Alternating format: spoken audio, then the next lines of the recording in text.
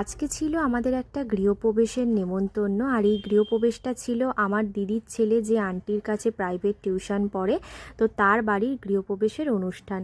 আমাদের কিন্তু দুদিন নেমন্তন্ন করা হয়েছিল, কিন্তু প্রথম দিন আমরা আসতে পারিনি, কারণ ওই দিনই আমাদের একটা বিয়ে বাড়ি পড়ে গিয়েছিল, সেই জন্য আমরা সেকেন্ড দিন এসেছি। তো আমরা আসার খানিকক্ষণ পরেই আমার দিদিরা চলে এসেছিল, আর ওরা আসতে আমরা খেতে বসে পড়েছি। আর আজকে খাবারের মেনুতে ছিল সাদা ভাত, তার সাথে ঘন মুগের ডাল আর পোস্ত দিয়ে আলু ভাজা। আর আমি যে কোনো অনুষ্ঠান বাড়িতে এই ডাল আলু ভাজাটা খুবই তৃপ্তি করে খাই। এরপরে পড়ে গিয়েছিল বাঁধাকপি চিংড়ি। আমি পটল চিংড়ি খেয়েছি, কিন্তু বাঁধাকপি চিংড়িটাই প্রথমবার খেলাম, খেতে খুব সুন্দর হয়েছিল। এরপর পাতে পড়ে গেল একটা বড় সাইজের কাতলা মাছ।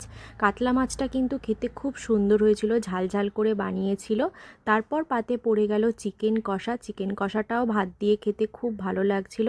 প্রত্যেকটা রান্নাই ঘরোয়াভাবে খুব সুন্দর করে করেছিল, সেই জন্য খেতে আরও বেশি ভালো লাগছিল। আর এদিকে আমার দিদির ছেলে খাচ্ছিল, ওর একটা ভিডিও ক্লিপ আমি নিয়ে নিলাম।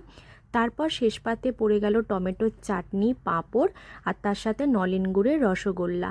এরপর দিয়ে দিয়েছিল মিষ্টি দই। তো আজকের ভিডিওটা তোমাদের কেমন লাগলো আমাকে কমেন্টে জানিও। ভালো লাগলে একটা লাইক করে দিও, আর আমার চ্যানেলটাকে সাবস্ক্রাইব করে দিও।